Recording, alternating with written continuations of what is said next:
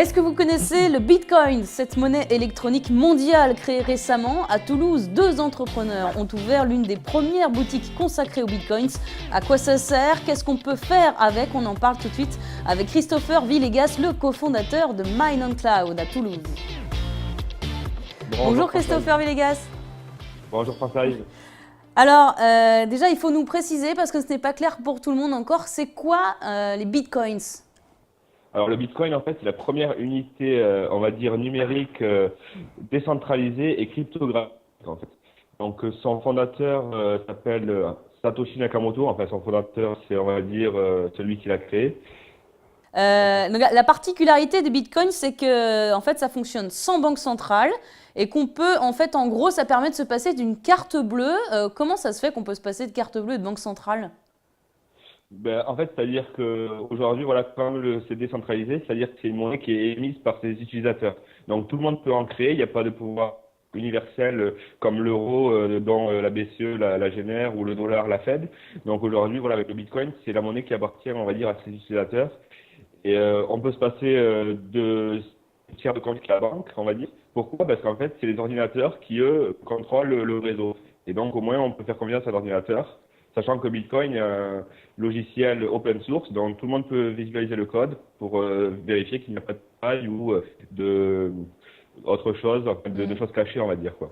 Alors concrètement, moi je ne suis pas très forte en informatique. À peine si je vais juste sur Facebook ou sur ma boîte mail. Comment je fais si je veux vraiment acheter des bitcoins ou comment je fais tout simplement? Alors, il y a plusieurs options qui s'offrent à vous. C'est vrai que la plus facile, bien sûr, c'est de venir dans des comptoirs de change tels que chez nous à Mine on Cloud ou même à la maison du Bitcoin à Paris.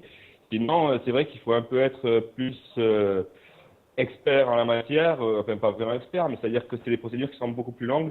C'est-à-dire qu'il va falloir ouvrir un compte sur une plateforme de trading telle que Bitstamp, Kraken ou autre, et qui vont vous demander donc tout un tas de justificatifs de manière que quand vous ouvrez un compte bancaire.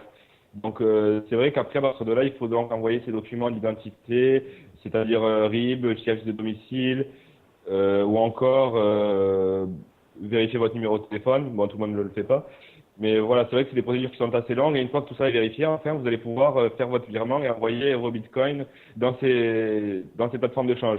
Alors que chez nous, directement avec une pièce d'identité, vous venez avec votre carte bleue ou de l'espèce et vous repartez directement avec vos bitcoins. Et on peut vraiment s'enrichir?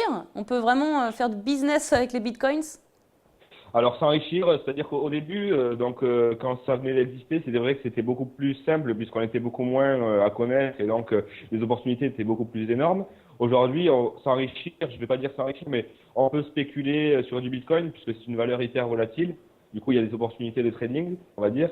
Et après, c'est vrai que le minage, qui lui était très très rentable à ses débuts, le devient de moins en moins puisque, si vous voulez, aujourd'hui, quand on parle de minage, c'est-à-dire c'est l'action de générer du Bitcoin en fait, de sécuriser les réseaux, etc. Et au début, donc 50 Bitcoins étaient émis par séquence de 10 minutes. Aujourd'hui, on n'est plus qu'à 25. Et tous les 4 ans, cette prime de rémunération des mineurs se divise tous les 4 ans pour 2.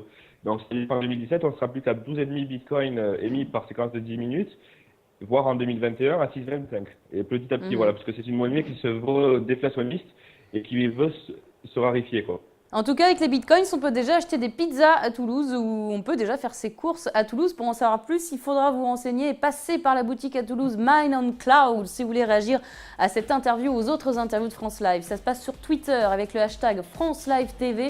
Vous découvrez chaque jour en vidéo celles et ceux qui innovent et font bouger les villes sur nos applications mobiles et sur francelive.fr.